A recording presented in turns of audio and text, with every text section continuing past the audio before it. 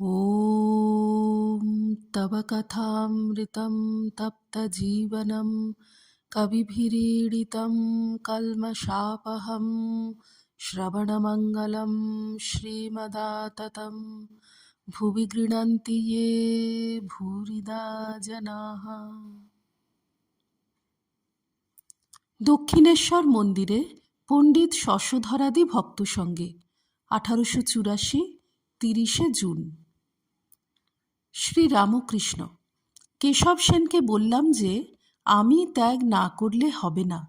সে বললে, তাহলে মহাশয় দলটল থাকে না। তখন আমি বললাম, কাঁচা আমি, বজ্জাত আমি ত্যাগ করতে বলছি, কিন্তু পাকা আমি, বালকের আমি, ঈশ্বরের দাস আমি, বিদ্যার আমি, এতে দোষ নাই। সংসারীর আমি, অবিদ্যার আমি, কাঁচা আমি একটা মোটা লাঠির ন্যায়।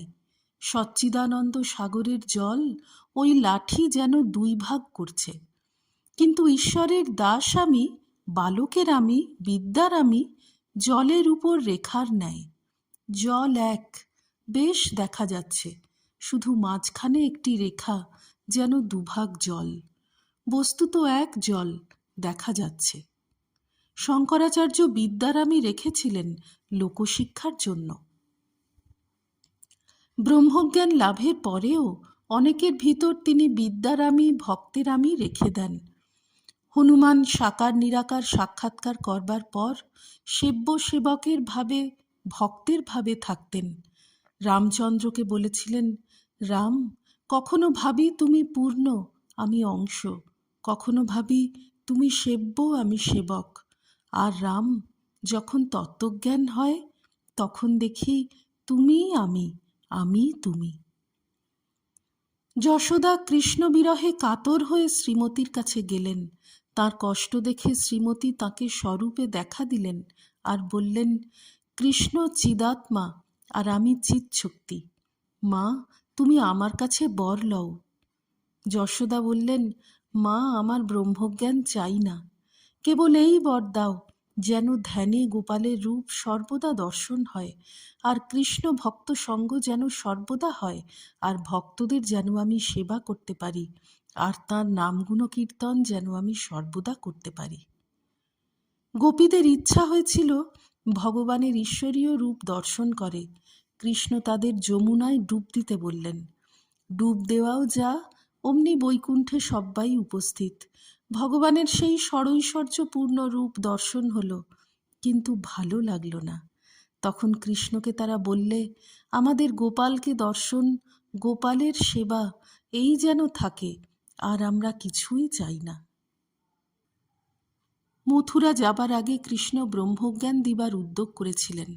বলেছিলেন, আমি সর্বভূতের অন্তরে বাহিরে আছি, তোমরা কি একটি রূপ কেবল দেখছ? গোপীরা বলে উঠল, কৃষ্ণ, তবে কি আমাদের ত্যাগ করে যাবে, তাই ব্রহ্মজ্ঞানের উপদেশ দিচ্ছ? গোপীদের ভাব কি জানো? আমরা রাইয়ের, রাই আমাদের।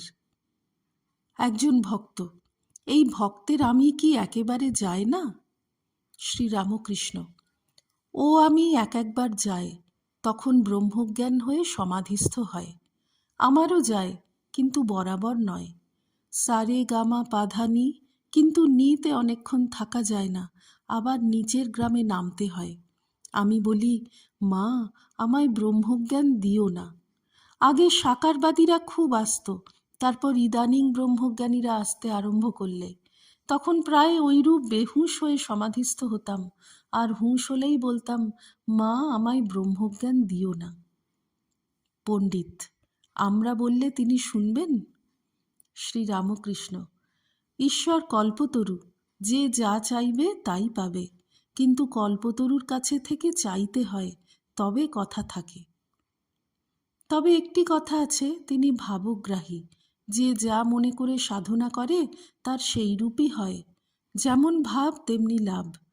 একজন বাজিকর খেলা দেখাচ্ছে রাজার সামনে, আর মাঝে মাঝে বলছে, রাজা টাকা দেও, কাপড়া দেও। এমন সময় তার জিভ তালুর মূলের কাছে উল্টে গেল, অমনি কুম্ভক হয়ে গেল। আর কথা নাই, শব্দ নাই, স্পন্দন নাই। তখন সকলে তাকে ইটের কবর তৈয়ার করে সেইভাবেই পুঁতে রাখলে। 1000 বৎসর পরে সেই কবর কে খুঁড়েছিল, তখন লোকে দেখে যে একজন যেন সমাধিস্থ হয়ে বসে আছে। তারা তাকে সাধু মনে করে পূজা করতে লাগলো। এমন সময় নাড়াচাড়া দিতে দিতে তার জিভ তালু থেকে সরে এলো। তখন তার চৈতন্য হলো, আর সে চিৎকার করে বলতে লাগলো, লাগ ভেলকি লাগ, রাজা টাকা দেও, কাপড়া দেও। আমি কাঁদতাম আর বলতাম, মা, বিচার বুদ্ধিতে বজ্রাঘাত হোক। পণ্ডিত, তবে আপনারও ছিল? শ্রীরামকৃষ্ণ, হাঁ, একবার ছিল। পণ্ডিত, তবে বলে দিন, তাহলে আমাদেরও যাবে। আপনার কেমন করে গেল? শ্রীরামকৃষ্ণ, অমনি একরকম করে গেল। চতুর্থ পরিচ্ছেদ। ঠাকুর কিয়ৎক্ষণ চুপ করিয়া আছেন, আবার কথা কহিতেছেন। শ্রীরামকৃষ্ণ, ঈশ্বর কল্পতরু, তাঁর কাছে থেকে চাইতে হয়, তখন যে যা চায় তাই পায়। ঈশ্বর কত কি করেছেন, তাঁর অনন্ত ব্রহ্মাণ্ড, তাঁর অনন্ত ঐশ্বর্যের জ্ঞান আমার দরকার কি? আর যদি জানতে ইচ্ছা করে, আগে তাঁকে লাভ করতে হয়, তারপর তিনি বলে দেবেন। যদু মল্লিকের কখানা বাড়ি, কত কোম্পানির কাগজ আছে, এসব আমার কি দরকার? আমার দরকার জো শো করে বাবুর সঙ্গে আলাপ করা। তা পগার ডিঙিয়েই হোক, প্রার্থনা করেই হোক, বা দারবানের ধাক্কা খেয়েই হোক। আলাপের পর কত কি আছে একবার জিজ্ঞাসা করলে বাবুই বলে দেয়। আবার বাবুর সঙ্গে আলাপ হলে আমলারাও মানে। সকলের হাস্য। কেউ কেউ ঐশ্বর্যের জ্ঞান চায় না। সুঁড়ির দোকানে কত মন মদ আছে, আমার কি দরকার? আমার এক বোতলেতেই হয়ে যায়। ঐশ্বর্য জ্ঞান চাইবে কি? যেটুকু মদ খেয়েছে তাতেই মত্ত। ভক্তিযোগ, জ্ঞানযোগ এসবই পথ। যে পথ দিয়েই যাও তাকে পাবে। ভক্তির পথ সহজ পথ, জ্ঞান বিচারের পথ কঠিন পথ। কোন পথটি ভালো, অত বিচার করবার কি দরকার? বিজয়ের সঙ্গে অনেক দিন কথা হয়েছিল। বিজয়কে বললাম, একজন প্রার্থনা করত, হে ঈশ্বর, তুমি যে কি, কেমন আছো, আমায় দেখা দাও। জ্ঞান বিচারের পথ কঠিন। পার্বতী গিরিরাজকে নানা ঈশ্বরীয় রূপে দেখা দিয়ে বললেন, পিতা, যদি ব্রহ্মজ্ঞান চাও, সাধুসঙ্গ করো। ব্রহ্ম কি মুখে বলা যায় না।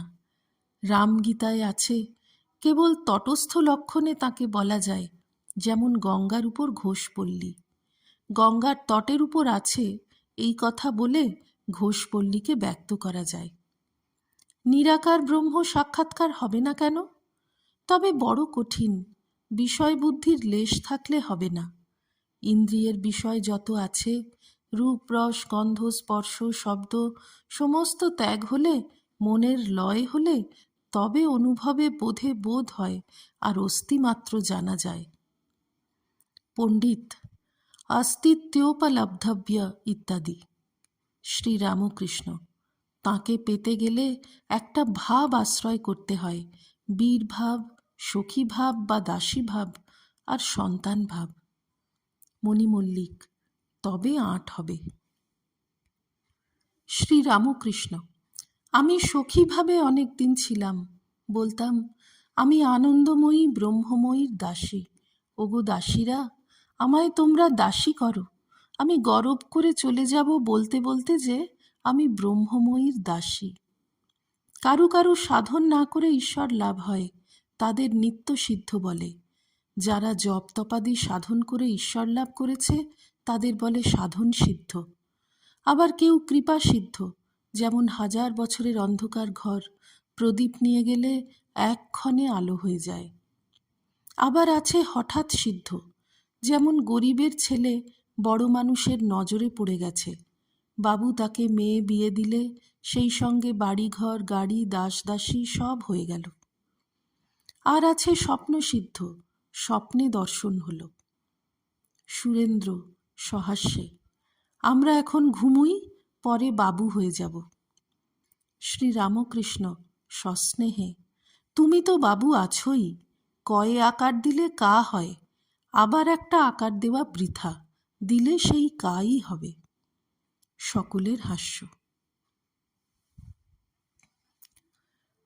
ॐ निरञ्जनं नित्यमनन्तरूपं भक्तानुकम्पाधृतविग्रहं वै ईशावतारं परमेशमिड्यं तं रामकृष्णं शिरसा नमामः।